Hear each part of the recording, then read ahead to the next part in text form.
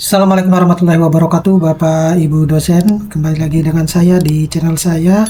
Informasi kali ini yang akan saya share terkait dengan krisis kesejahteraan dosen PTS di Indonesia. Saya kira informasi kalau kita berbicara tentang kesejahteraan dosen di Indonesia tidak hanya cuma PTS aja, tetapi seluruh dosen lah di Indonesia. Memang terjadi ketimpangan ya antara dosen PNS maupun dosen non PNS atau dosen yang ada di perguruan tinggi negeri maupun dosen yang ada di perguruan tinggi swasta. Nah, hal ini menunjukkan bahwa Indonesia itu belum benar-benar serius untuk mengarah atau menjadikan pendidikan itu menjadi tombak atau ujung tombak kemajuan suatu bangsa, sehingga kita masih jauh sejahtera bila kita bandingkan dengan dosen-dosen di luar negeri ya. Semestinya sebagai contoh ya. Contoh kecilnya adalah kenapa banyak dosen-dosen, profesor-profesor asal Indonesia yang kemudian berkarir di luar negeri itu tidak mau kembali ke Indonesia. Nah, itu salah satunya faktornya adalah kesejahteraan ini. Nah, semestinya ke depannya pemerintah itu harus lebih serius ya untuk menangani kesetaraan antara dosen PNS, dosen non PNS atau dosen di perguruan tinggi negeri maupun di perguruan tinggi swasta gitu. Tapi sebelum saya membahas ini lebih dalam, saya mau menginformasikan kepada teman-teman dosen bahwa bagi teman-teman dosen yang ingin mendownload e-book yang bisa digunakan untuk menulis artikel ilmiah yang bisa dipublikasikan di jurnal Scopus, jurnal Sinta 1 hingga Sinta 6, kemudian menulis buku dan kegiatan Tridharma yang lainnya yang digenerate dengan teknologi artificial intelligence, Bapak Ibu guru, Bapak Ibu dosen bisa mendownloadnya melalui link yang sudah saya sediakan pada deskripsi dari video saya ini. Dan itu semuanya prosesnya lebih cepat dan lebih mudah. Jadi itu sudah saya desain untuk bisa digunakan lebih mudah ya. Baik Bapak Ibu dosen, tanpa panjang lebar, jadi ringkasan dari informasi ini, jadi banyak sebenarnya ya perguruan tinggi di Indonesia itu menyimpan masalah struktural, mulai dari gaji dosen yang rendah, kemudian administrasi yang begitu banyak, kemudian hak-hak ketenaga kerjaan, dan banyak lagi sebenarnya ya. Kemudian ada juga pembayaran yang tidak menentu. Nah, itu seringkali diabaikan oleh baik itu pemilik kampus yaitu yayasan maupun pemerintah sebenarnya. Nah, gerakan solidaritas pekerja kampus itu muncul sebagai bentuk perlawanan moral terhadap maladministrasi ya.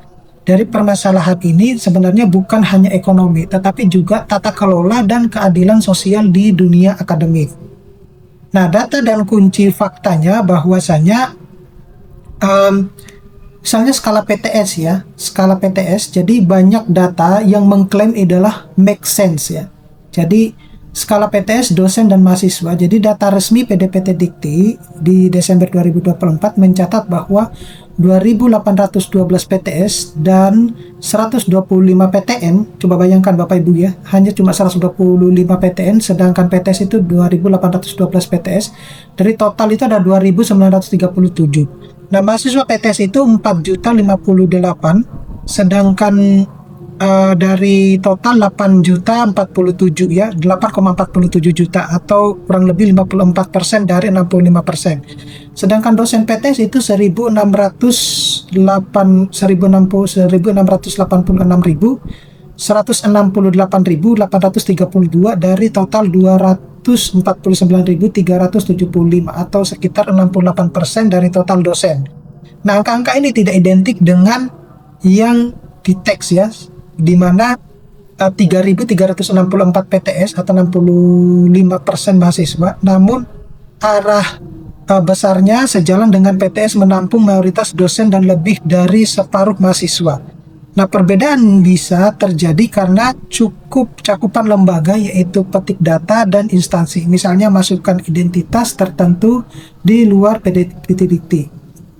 Kemudian ada gaji dosen PTS, ini sangat rendah dan seringkali berbasis SKS atau jam tatap muka. Nah, laporan media dan advokasi SPK itu mengindikasikan take home pay dosen PTS itu mendapatkan kurang lebih 2 juta. dan pembayaran seringkali berbasis SKS atau kehadiran. Nah, ini konsisten dengan gambaran di teks ya. Selain itu ada SPK itu dan temuan-temuannya. Jadi Serikat Pekerja Kampus itu aktif mengungkap persoalan kerja termasuk aspek upah, kemudian K3 dan kekerasan ya atau relasi kuasa yang menggambarkan hubungan kerja timpang di kampus. Nah, ini memperkuat framing krisis struktural. Nah, walaupun persentase detail misalnya 72% tak menerima gaji tetap setiap bulan adalah angka survei internal atau gerakan riset media yang perlu dibaca sebagai indikasi kuat, bukan statistik resmi. Lalu seperti apa sebenarnya kalau kita berbicara tentang kerangka hukum dan pelanggaran ya.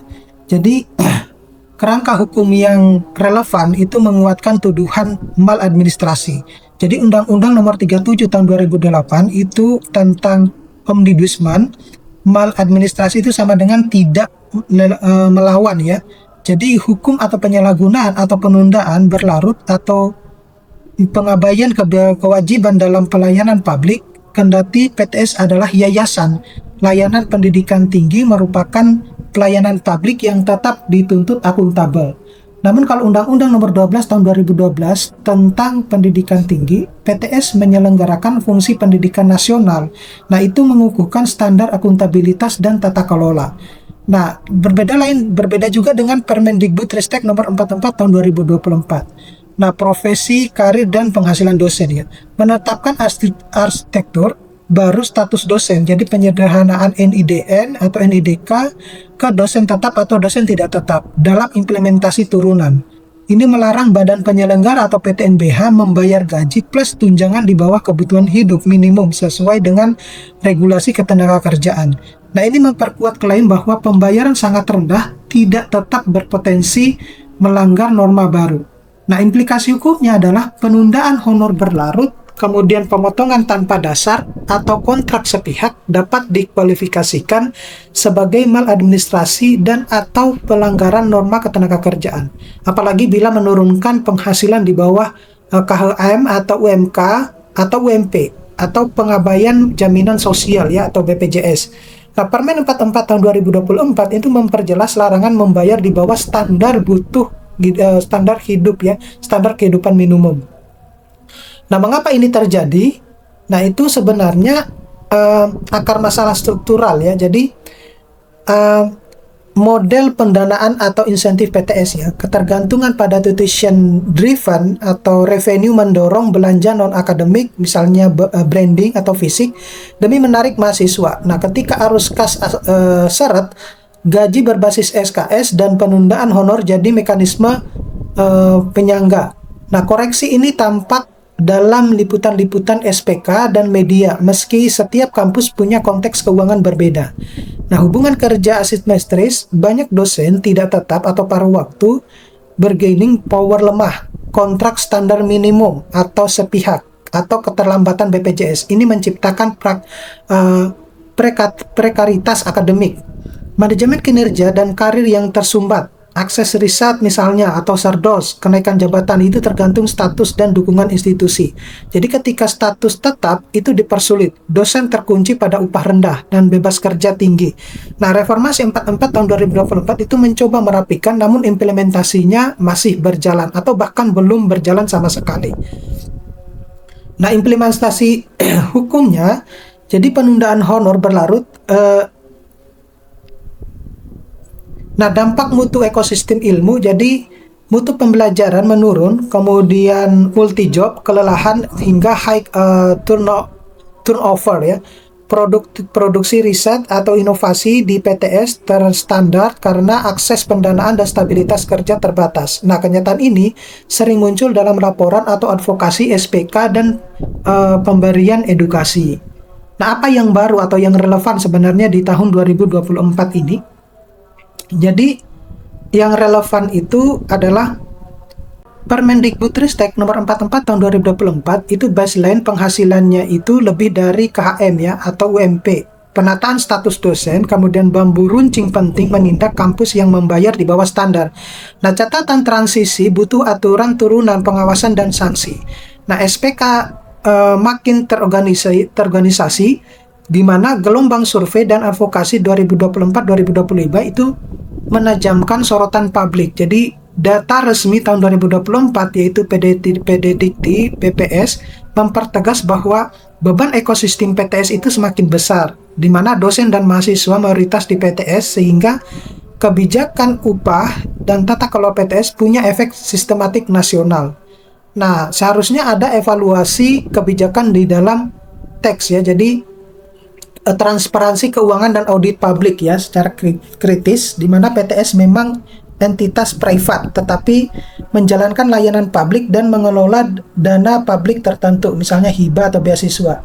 Nah, audit berbasis resiko dan syarat akreditasi terkait dengan keterbukaan pos biaya SDM akan mendorong realokasi untuk kesejahteraan dosen. Nah, sejalan dengan semangat akuntabilitas Undang-Undang Nomor 12 Tahun 2012 dan pengawasan Ombudsman atas dugaan maladministrasi. Nah, standarisasi gaji, misalnya lebih dari UMR atau UMP sebagai syarat akreditasi. Nah, konkret dan selaras dengan Permen 44 tahun 2024. Jadi, kelebihan kebutuhan hidup minimum ya, di mana Ban PT atau LAM itu bisa mengikatnya sebagai indikator kelayakan tata kelola SDM.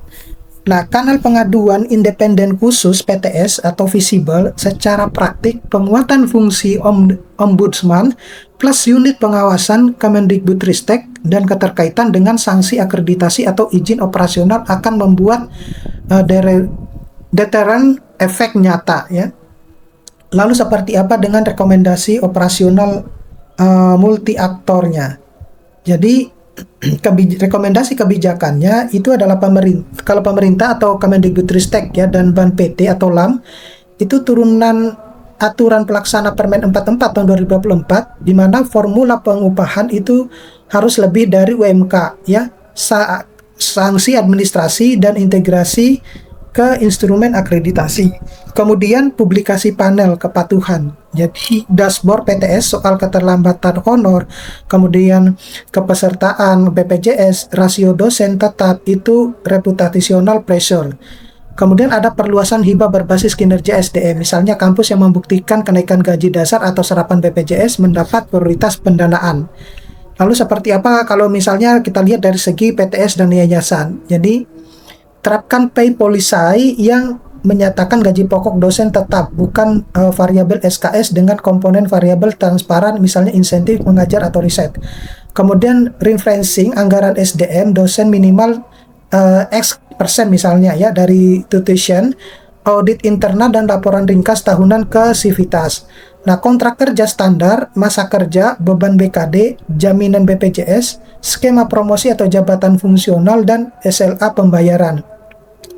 Nah, dosen dengan syarikat SPK, jadi gunakan mekanisme Ombudsman untuk kasus penundaan atau pemotongan atau kontrak sepihak, di mana misalnya kita melampirkan bukti ya, SK, slip honor, atau korespondensi.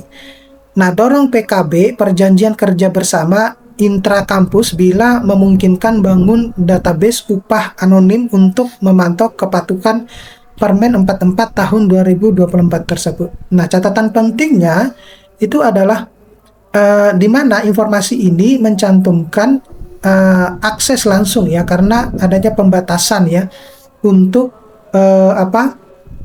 peningkatan kesejahteraan dosen. Jadi kedepannya biar nanti tidak terjadi ketimpangan antara dosen PTN dan dosen PTS, maka harus ada kebijakan yang menetapkan untuk mengontrol terkait dengan kesejahteraan dosen. Jadi kesimpulannya adalah gerakan SPK itu adalah bentuk kebangkitan nurani akademik.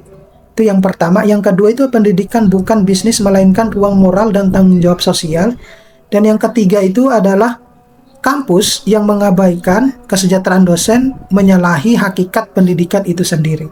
Oke, saya kira cukup sekian. Mudah-mudahan ini bisa bermanfaat. Nanti kita akan ketemu pada video-video selanjutnya. Saya akhiri, assalamualaikum warahmatullahi wabarakatuh.